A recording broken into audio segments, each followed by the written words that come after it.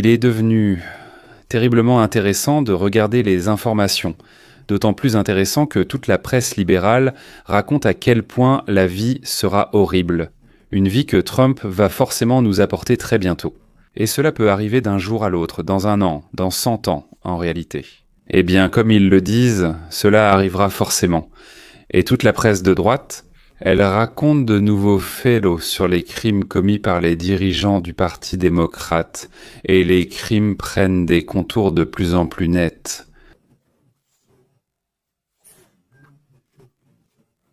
Je veux vous raconter quelques détails sur l'introduction des enquêtes criminelles et des procédures aux États-Unis, dont beaucoup de ceux qui laissent des commentaires sous mes vidéos, eh bien, manifestement, ne sont pas au courant. Dans la justice américaine, il existe plusieurs principes qui sont inconnus de nombreux habitants, y compris de ce pays et à plus forte raison de ceux qui n'y vivent pas. Prenons par exemple la notion de grand jury, c'est-à-dire un groupe élargi de jurés, les jurés.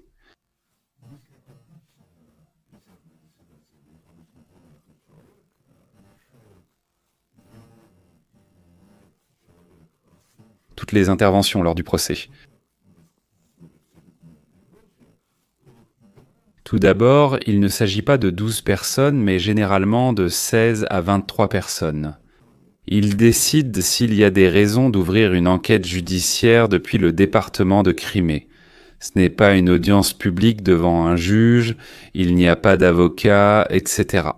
C'est le procureur qui présente ses conclusions, montre ses documents et expose ses réflexions en disant « Je pense qu'il faut examiner cela sérieusement, car il semble vraiment qu'un crime ait été commis. » Et le grand jury décide s'il y a dans ces documents, disons, un soupçon de crime, ou si tout cela n'est que des inventions du procureur, ou bien si ce sont les enquêteurs et d'autres qui exagèrent. D'ailleurs, c'est un contrôle très intéressant des enquêteurs et des procureurs, et cela permet de stopper de nombreuses affaires inventées ou insuffisamment enquêtées. Mais disons, voilà, le grand jury écoute, puis il dit non, il vote, non. Il y a suffisamment de raisons, pour ainsi dire, d'ouvrir une affaire, de lancer une procédure judiciaire, d'engager des poursuites et ainsi de suite.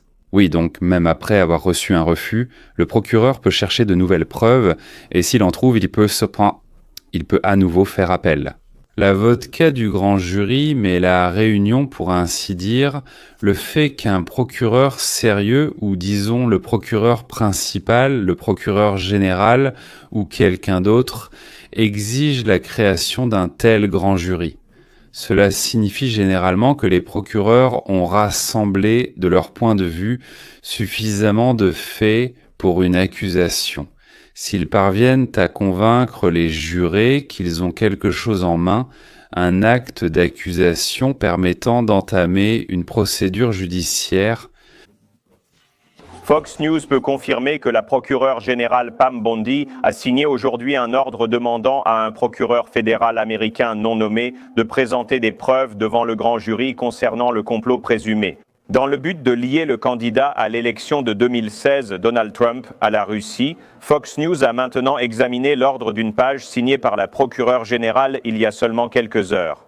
Une source proche de l'enquête le confirme également, bien que le ministère de la Justice n'a pas souhaité commenter le rapport d'enquête. FOX a rapporté que le procureur général Bondi prend très au sérieux les recommandations de la directrice du renseignement national Tulsi Gabbard. Le porte-parole déclare que Bondi estime qu'il existe une raison évidente de profonde préoccupation et la nécessité de prendre des mesures supplémentaires. Cette mesure sera prise seulement quelques semaines après que la directrice du renseignement national, voici Tulsi Gabbard, a adressé au ministère de la Justice une plainte pénale affirmant, selon elle, prouver l'existence d'un complot, dans le but de saper la candidature de Trump et plus tard son premier mandat. Pour être clair, à ce jour, aucune accusation n'a été portée, il n'y a pas d'acte d'accusation, c'est une étape incroyablement précoce. Le processus, messieurs.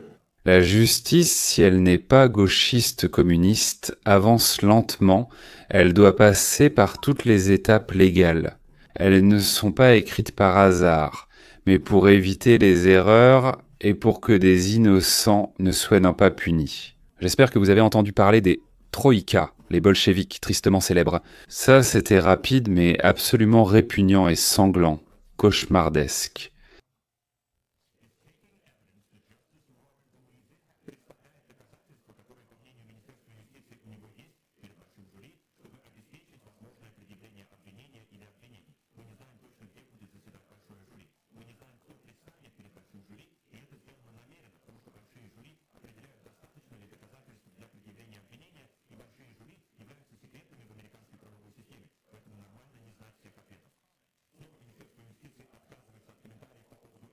Mais Will, il y a une grande nouvelle aujourd'hui. Cela a été signé par la procureure générale Pam Bondi pour présenter ses preuves d'un complot présumé devant un grand jury dans l'espoir d'obtenir un acte d'accusation ou plusieurs actes d'accusation. Comme vous pouvez l'imaginer, tout n'est pas calme du côté des démocrates en ce moment. Donc les nerfs sont à vif, tout le monde attend de voir qui sera le premier à craquer, à commencer à se retourner et à mettre les documents sur la table. Le mensonge sur la collusion avec la Russie contre le président Trump reste la plus grande supercherie et la plus grande attaque contre notre démocratie dans l'histoire de ce pays.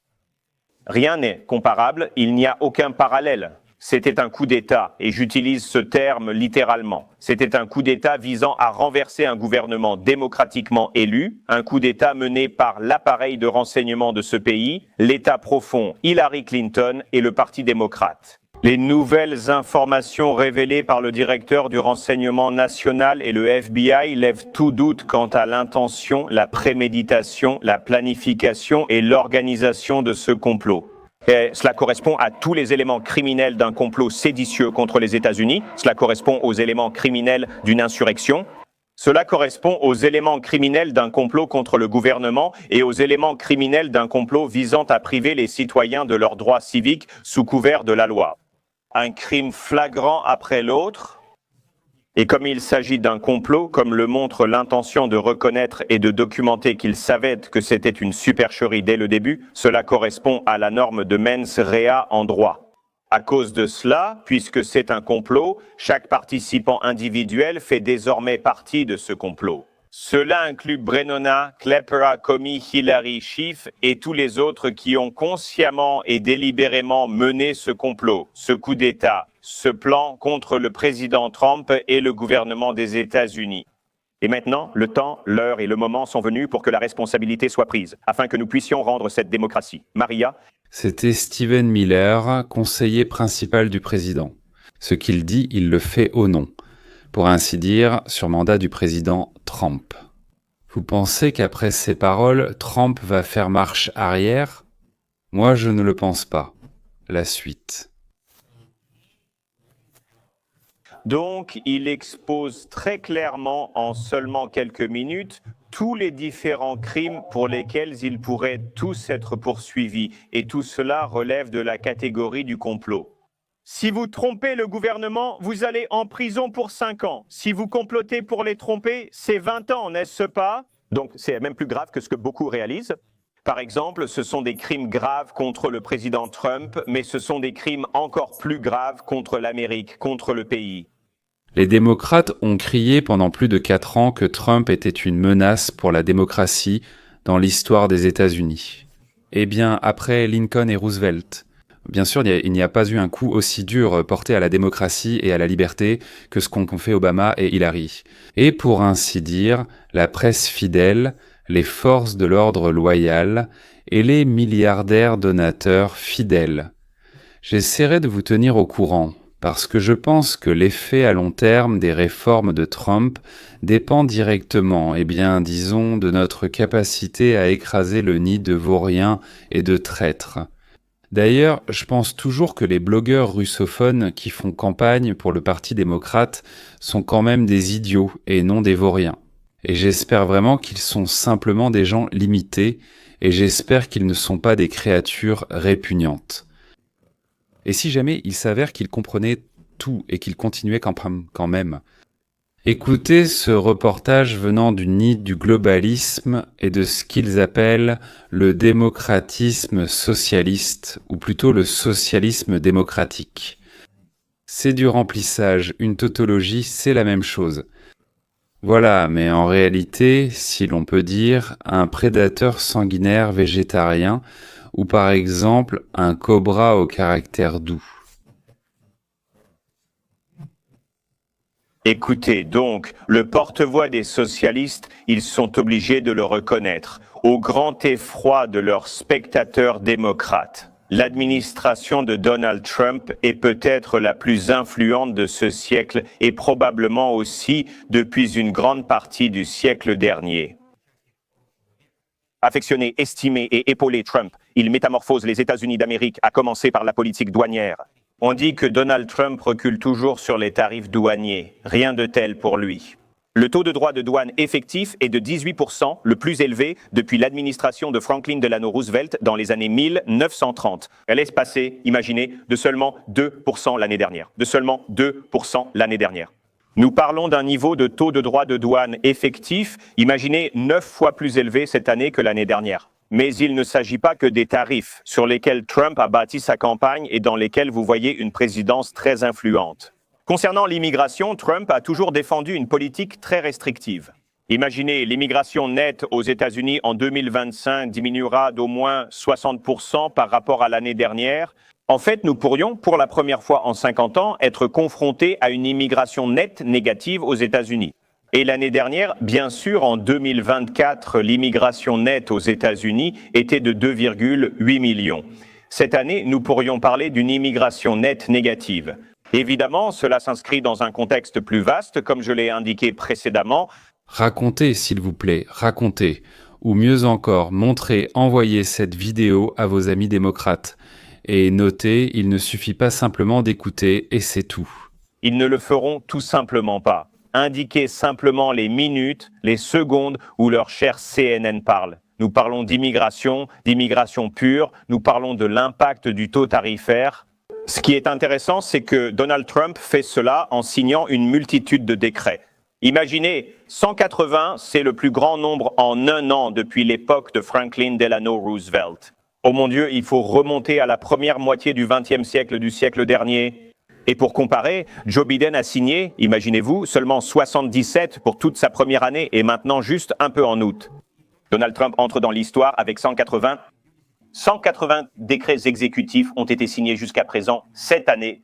C'est pourquoi j'ai dit qu'à mon avis, Donald Trump est le président le plus influent de ce siècle et probablement d'une grande partie du siècle dernier. C'est parce qu'il change le pays en ce qui concerne les tarifs, il change le pays en ce qui concerne l'immigration nette, et il change le pays en ce qui concerne le nombre de changements de politique qu'il met en œuvre par le biais de décrets exécutifs. Comme je l'ai déjà dit, c'est vraiment un événement historique. Appréciez-vous vraiment cela ou vous contentez-vous de le tolérer ? Qu'est-ce que cela signifie ? Que Donald Trump refaçonne effectivement la vie aux États-Unis et que, avec son aide, l'inflation a disparu, l'immigration illégale a disparu, les files d'attente aux urgences dans les hôpitaux ont disparu, les Américains ont commencé à trouver du travail et ont quitté les aides publiques, les revenus ont augmenté. Sans parler du renforcement de l'OTAN, de l'établissement de la paix entre l'Inde et le Pakistan, de l'arrêt d'une guerre de 30 ans en Afrique, de l'ouverture des marchés de l'Union européenne, du Japon et de la Corée du Sud aux produits américains. Et aussi de l'organisation du plus grand centre d'intelligence artificielle au monde en Pennsylvanie. J'ajouterai même une chose de plus, l'augmentation des exportations d'énergie et l'influence sur les prix mondiaux. Je suis sûr que j'ai encore oublié beaucoup de choses. Parce que c'est pour cela que j'ai voté, c'est ce que je voulais, que la personne la plus influente des 100 dernières années devienne le président de mon pays. Voilà pourquoi j'ai voté 3 fois pour Donald Trump, et je sais que beaucoup d'entre vous aussi. C'est tout simplement incroyable. D'accord, maintenant écoutez, ce sont les démocrates qui sont si stupides. Ils pensent qu'ils sont intelligents, mais en réalité, ils sont stupides. Soit, comme je l'ai déjà dit plusieurs fois, ce sont des salauds ou des cinglés qui ont perdu la tête. Maintenant, nous savons comment le Russiagate a commencé et nous savons que c'était un mensonge. En commençant par l'équipe de Hillary Clinton, qui a compris qu'elle avait des problèmes à cause du scandale des emails qui a éclaté en 2015 après Benghazi.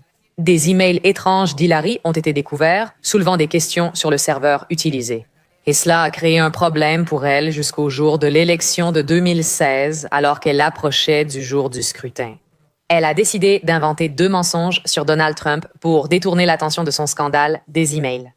Elle a obtenu le dossier Steele par l'intermédiaire de la société Fusion GPS que son entreprise a payé, et elle a fait appel au groupe CrowdStrike qui était responsable du piratage. C'est elle qui a déclaré que les Russes avaient piraté les emails du Comité national démocrate. C'est elle qui a inventé toute cette histoire selon laquelle les Russes faisaient des choses horribles. En tandem avec Donald Trump, oui, pour nuire à Trump, mais surtout pour détourner l'attention de son propre scandale. Et nous savons aussi que Obama était au courant. Nous avons également appris, grâce à la note déclassifiée de Tulsi, du directeur du renseignement national, datée du 7 décembre 2016, que les évaluations du renseignement concernant les intrusions dans les emails du Comité national démocrate étaient basées sur des preuves recueillies par CrowdStrike, qui travaillait directement pour la campagne de Clinton. Cette information a ensuite été divulguée à Ellen Nakashima, journaliste au Washington Post. Autrement dit, les évaluations du renseignement concernant les intrusions dans les emails du Comité national démocrate étaient basées sur des preuves recueillies par CrowdStrike, qui travaillait pour Clinton. Donc, c'est Clinton qui organisait toutes ces grandes révélations. Mes emails ou ceux du Comité national démocrate ont été piratés par la Russie. Donald Trump a forcé des prostituées à uriner devant lui dans une chambre d'hôtel en Russie. D'accord. Donc elle l'a fait, et elle l'a fait pour détourner l'attention de ses propres emails. Et Obama le savait. Sa communauté du renseignement est venue le voir et lui a dit « Nous venons d'apprendre des Néerlandais qui espionnent les Russes, que les Russes ont révélé le plan d'Hillary Clinton de faire tout cela pour dire que Trump est un agent russe et qu'elle allait le faire pour détourner l'attention de son scandale des emails. » Barack Obama le savait.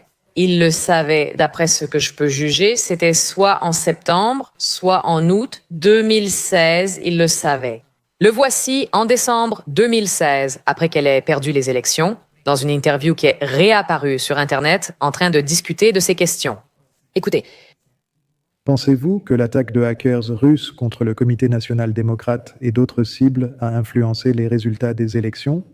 Les élections peuvent toujours se dérouler différemment. On ne sait jamais quels facteurs auront de l'influence. Mais je n'ai aucun doute que cela a eu un certain impact. Tout le monde s'étonne maintenant de l'évaluation de la CIA, selon laquelle cela a été fait intentionnellement pour améliorer les chances de Trump. Et ma seule pensée était que cela ne devrait pas être perçu comme un scoop, parce que c'était le secret le moins bien gardé de cette ville. Tout le monde le comprenait. Cela avait été rapporté. C'est une conclusion assez évidente que les gens ont tirée, et ils l'ont vraiment tirée, à savoir que cela aidait la campagne de Trump et nuisait à celle de Hillary. Ma seule pensée était que nous ne devrions pas soudainement agir comme si c'était une énorme révélation. Chaque agence de renseignement du gouvernement fédéral est parvenue à un consensus selon lequel les Russes ont piraté le Comité national démocrate. Et les informations qui ont maintenant été rendues publiques étaient le résultat d'une décision prise par les services de renseignement russes et des responsables russes de haut niveau. Donc, ce que la CIA évalue actuellement, à savoir que cela a été fait délibérément pour faire pencher les élections en faveur d'un certain candidat. Cela ne devrait surprendre personne et en réalité, cela ne surprend personne. Comprenez-vous que 100% de ce qu'a dit Barack Obama est un mensonge? Pas 99 pas, 99,5 mais 100%? Ce salaud a tout organisé lui-même. Bon, partageons la bassesse entre lui et Hillary. Et ensuite, en claquant de la langue et en faisant semblant de chercher ses mots, comme si c'était difficile à dire, comme s'il essayait d'être raisonnablement pondéré. Il a menti, menti et encore menti. Et il l'a fait pour que nous, vous et moi, nous sentions bien. Mal pour que les réformes que Donald Trump faisait n'aboutissent pas, pour que le pays vive moins bien, pour que nous commencions à nous détester les uns les autres. Une ordure et un salaud. Mais comme il le dit, cela ne vous surprend pas, n'est-ce pas? Cela ne surprend personne en fait. Nous le savions déjà. Tout cela est un mensonge. Tout ce qu'il a dit était un mensonge. Il savait, la communauté du renseignement savait que les Russes n'ont pas piraté le Comité national démocrate et il en avait été informé. Et il savait que les Russes n'avaient aucun objectif d'aider Trump. Pas du tout. Au mieux, c'était une évaluation avec un faible niveau de confiance de la part de quelqu'un de la communauté du renseignement qui n'a été porté au niveau d'une véritable action que dans l'évaluation du renseignement. Grâce au président Obama, c'est lui qui l'a exigé. Et maintenant, il agit comme si, tout le monde le savait. Il savait que les Russes avaient piraté le Comité national démocrate. Et il savait donc qu'il voulait aider Trump. Tout le monde le savait. Il savait que cela avait été rapporté. Pourquoi cela avait-il été rapporté? Parce que vos agents de renseignement ont divulgué l'information à Hélène. Comment elle s'appelle déjà? Du Washington Post et du New York Times? Vous avez trompé les sténographes de la presse en leur donnant de fausses informations qu'ils ont relayées comme vous le souhaitiez afin de pouvoir intervenir sur NPR en décembre en feignant que c'était déjà connu de tous. Pendant ce temps, comme le montrent ces documents, Tulsi, il savait que tout ce qu'il avait dit à Michael était faux. C'est tiré de l'un des documents qui a été publié à la fin de la semaine dernière, Tulsi. Et le titre ici, c'est que John Brennan, qui est le chef de la CIA, a informé le président Obama, le vice-président Joe Biden, le directeur du renseignement national Clapper et le chef du FBI Comey de la possibilité d'un plan de Clinton pour lier Trump à Poutine. Cela s'est produit le 3 août 2016. Le chef de la CIA a rencontré Barack Obama et d'autres personnes et a dit que Hillary Clinton se préparait à déclarer faussement qu'une opération d'influence russe était en cours ici, impliquant Donald Trump. Sa note manuscrite de Brennan après la réunion disait, je cite, « Nous recevons des informations supplémentaires sur les actions russes qui indiquent l'approbation présumée par Hillary Clinton le 26 juillet d'un plan proposé par l'un de ses conseillers en politique étrangère. » Pour discréditer Donald Trump, ils ont amplifié le scandale en affirmant une ingérence russe via les services secrets. Obama savait que cela approchait. Lorsque les fuites sont apparues, elle disait que Trump faisait de mauvaises choses avec des prostituées en Russie. Poutine aurait dû compromettre sur lui ou les Russes auraient piraté les emails du Comité national démocrate. Au lieu de cela, ils ne se sont pas arrêtés et n'ont pas dit « Oh, c'est le plan d'Hillary Clinton. Qui est derrière cette information? » Ah, attendez, ces histoires de prostituées viennent du dossier Steele. Qui l'a financé? Il s'agit de la société Clinton et du fait que le Comité national démocrate aurait été piraté par les Russes. Ce groupe s'appelle CrowdStrike. On ne sait pas qui les finance, peut-être la société Clinton. Ils ne se sont pas arrêtés pour dire quoi que ce soit à ce sujet. Ils ont tout caché, ils ont ignoré cela. Ils ont utilisé le dossier Steele comme s'il s'agissait de preuves réelles et les informations de CrowdStrike comme s'il s'agissait de preuves réelles pour accrocher cela à Trump comme un albatros. Et puis Obama en parle sur NPR après que Hillary ait perdu, du genre « Nous savions tous que les Russes avaient fait ça. Nous le savions depuis longtemps, depuis plusieurs mois. C'était évident pour tout le monde. » Tout cela était extrêmement néfaste. C'était un mensonge répugnant et dangereux qui aura des conséquences, Michael. Je commence vraiment à croire que nous verrons une inculpation dès ce mois-ci, parce que le délai de prescription pour certains des mensonges racontés lors de l'enquête de Dorema, qui a eu lieu en 2020, va bientôt expirer. Vous voyez, la raison pour laquelle Tulsi Gabbard et Pam Bondi se dépêchent, c'est parce que certains crimes pourraient très bientôt atteindre le délai de prescription. Là-bas, il y a une prescription de 5 ans, on ne peut déjà plus poursuivre en justice. Pour de nombreux types de complots, le délai de prescription est de 10 ans, je crois. Pour beaucoup, si de nouveaux faits sont découverts, le délai de prescription de 5 ans peut être prolongé et compté à partir du moment où ces faits ont été révélés, plutôt qu'à partir du moment où l'infraction a été commise. Voilà. Mais certains types de mensonges au Congrès, de mensonges lors d'un interrogatoire au FBI ou ailleurs, ont un délai de prescription de 5 ans. Donc, selon toutes les règles, il faut être minutieux, mais aussi se dépêcher. Pour qu'il ne s'échappe pas de l'hameçon. Et maintenant, écoutez cette folle de village ivre. Vous savez, le seul autre adversaire qui soit presque aussi bon que les Russes, c'est la Chine. Alors pourquoi la Russie devrait-elle avoir tout le plaisir? Et puisque la Russie soutient clairement les républicains, pourquoi ne pas demander à la Chine de nous soutenir? Ce soir, je demande officiellement à la Chine. Autrement dit, elle a d'abord inventé l'ingérence de la Russie dans les élections américaines, en faveur donc du parti républicain. La Russie quoi? Bien sûr, s'ils veulent donc le faire, autant qu'ils veulent, pour ainsi dire, s'ils veulent, ils peuvent le faire autant qu'ils veulent. Ce n'est pas que là-bas, pour ainsi dire, nous y soyons favorables, naturellement, nous allons l'arrêter, et ainsi de suite. En principe, ils ne nous doivent rien. Nous nous mêlons constamment des élections des autres, en Europe, en Moyen-Orient, en Israël et partout ailleurs. Et pour ainsi dire, naturellement, eux aussi le font. C'est-à-dire qu'ils ont le droit de le faire. Voilà. Mais, donc, si les républicains, Trump ou en général les républicains, s'étaient entendus avec des étrangers pour influencer les élections aux États-Unis, alors là, ce serait un crime. S'ils s'étaient fait eux, pour ainsi dire, attrapés, ils auraient été emprisonnés pour cela. De la même manière, nous avons une demande officielle d'Hillary à la Chine pour influencer les élections en sa faveur. Elle a simplement perdu la raison. C'était un coup d'État visant à renverser un gouvernement démocratiquement élu, un coup d'État mené par l'appareil de renseignement de ce pays, l'État profond d'Hillary Clinton et le Parti démocrate. Les nouvelles informations révélées par le directeur du renseignement national et le FBI lèvent tout doute quant à l'intention, la préméditation, la planification et l'organisation de ce complot. Ce doute, cela correspond à tous les éléments criminels d'un complot d'incitation contre les États-Unis. Cela correspond aux éléments criminels d'une insurrection. Eh bien, par la suite, sous peine de parjure et sous serment, le directeur de campagne de Hillary Clinton a confirmé qu'un tel plan existait et que Hillary l'avait approuvé. Et c'est le directeur de la CIA qui parle, qui était présent lors des interrogatoires des collaborateurs d'Hillary, lesquels ont confirmé qu'il y avait bien un plan de trahison contre l'Amérique et qu'il avait été organisé par Hillary à l'initiative de son employé. Et ensuite, un autre individu méprisable du nom de Barack, de famille Obama, a repris et développé ce plan. C'est le plus grand scandale politique qui, j'espère, sera le dernier que nous verrons de notre vivant. D'abord, vous avez entendu comment Hillary Clinton a promu la supercherie Trump-Russie avec Rachel Maddow, puis il y a eu Stephen Miller et le directeur de la CIA, John Redcliffe.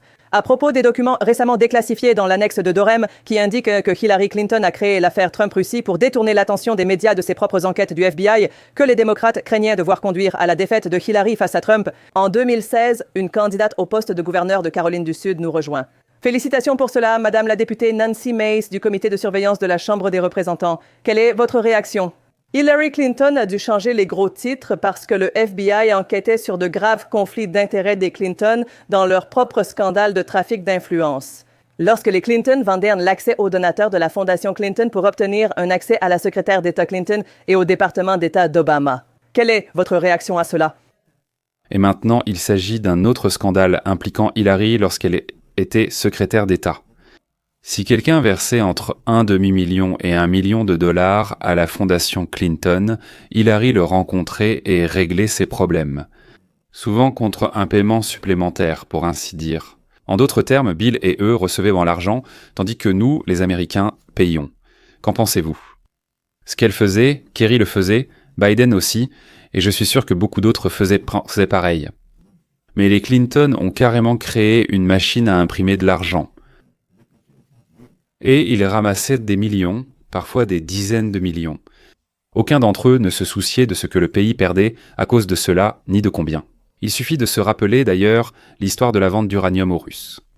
L'histoire donc est un peu étrange et un peu louche, et je n'y aurais probablement pas cru si Bill, c'est-à-dire le mari d'Hillary, n'était pas allé à Moscou où, pour soi-disant 35 minutes de conférence sur les relations internationales, il n'aurait pas reçu de l'argent de Renaissance. Le capital, c'est cette Renaissance Capital, et c'était la banque qui était impliquée dans la transaction d'achat de cet uranium dont je viens de parler. Voilà le genre de petits pains au riz et aux poissons pourris qui se passe chez nous. Et qu'en pensent nos législateurs? Eh bien, si c'est vrai, il semble que Hillary Clinton ait enfreint la loi et Hillary devrait être menottée. Et j'espère que lorsque des accusations seront portées, ce ne sera pas encore un autre Benghazi. Parce que moi, comme tous les autres Américains travailleurs, j'en ai assez que des gens, surtout des politiciens, enfreignent la loi et méprisent la Constitution. Menacer la démocratie sans conséquences, alors que de vraies conséquences sont nécessaires. J'ai confiance dans la direction de l'administration Trump. La procureure générale des États-Unis, Pam Bondi, présente des preuves au grand jury fédéral dans cette affaire. Nous ignorons qui pourrait être inculpé. Il est prématuré de le dire, le processus ne fait que commencer. Cependant, Madame la députée, les détails de cette affaire sont très accablants. Hillary s'occupait de limiter les dégâts. En 2016, le FBI enquêtait sur la fraude et la corruption présumée à la Fondation Clinton. C'est ainsi que les médias l'appelaient. L'Associated Press a découvert cela. Écoutez ceci. L'Associated Press a révélé que plus de la moitié des personnes privées reçues par la secrétaire d'État Clinton durant la première partie de son mandat étaient des donateurs de la Fondation Clinton. Ces 85 donateurs ont collectivement donné 156 millions de dollars à la Fondation Clinton, Madame la députée, soit plus de la moitié de son budget en 2015. Des pays comme l'Arabie saoudite et le Koweït faisaient des dons à la Fondation Clinton tout en négociant avec la secrétaire d'État Clinton.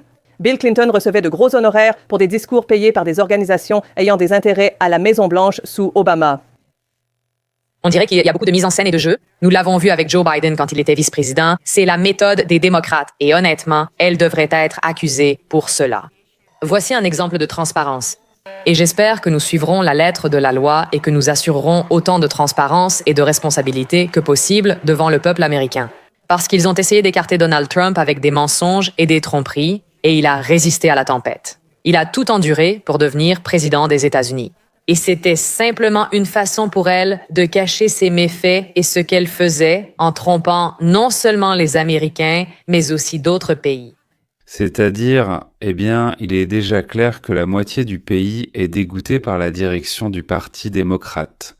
Et que la Maison-Blanche, le ministère de la Justice, le FBI, le Congrès, le Sénat, tous les mouvements Make America Great Again, tous les mouvements Make America Great Again exigent une punition immédiate, quels que soient ces criminels. Et peut-être pour la première fois dans l'histoire des États-Unis, ceux qui nous gouvernaient, en nous prenant pour des peureux et des idiots, recevront enfin ce qu'ils méritent.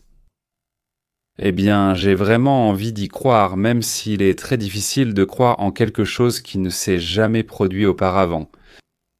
Voilà, et maintenant la cerise sur le gâteau. Je veux que vous regardiez une autre révélation de CNN.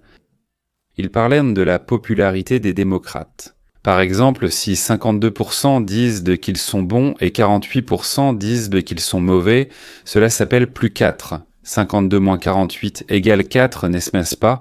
Donc c'est positif. Puisque c'est plus, c'est positif.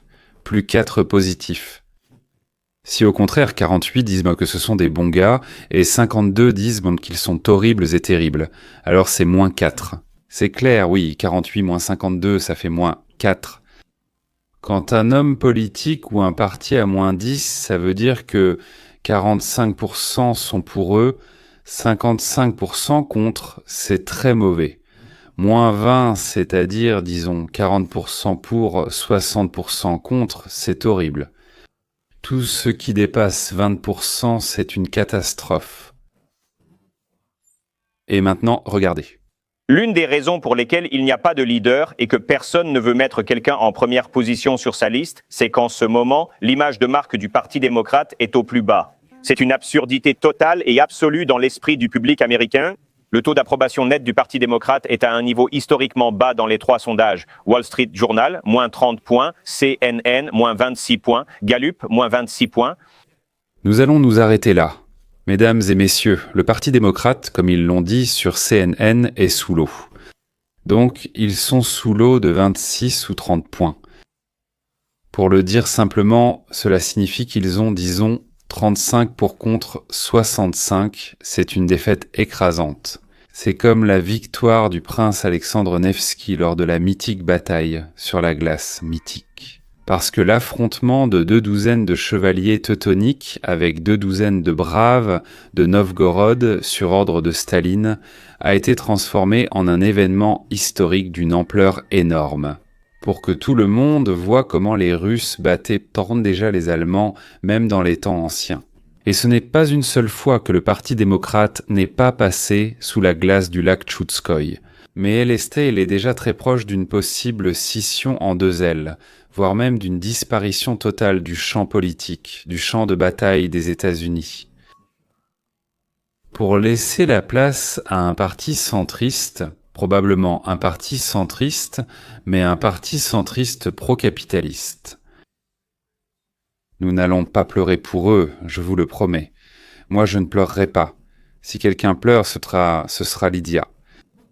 Staline est mort. Tant de gens ont pleuré, y compris les enfants, les maris et les femmes de ceux qui étaient emprisonnés depuis 20 ans dans les camps ou qui y sont morts, eux aussi pleuraient. Qu'ils disparaissent sous la glace ou qu'ils aillent au diable, ils sont dépassés depuis longtemps, alors qu'ils partent vivre au Canada. Oh, d'ailleurs, excellente idée, qu'ils partent vivre au Canada, ou bien chez les musulmans, en France, en Belgique ou aux Pays-Bas. C'est tout pour aujourd'hui, mesdames et messieurs, et j'espère sincèrement que nous nous reverrons très bientôt, parce qu'il y a tellement de choses intéressantes qu'il est tout simplement impossible de s'arrêter. Au revoir, suite à venir.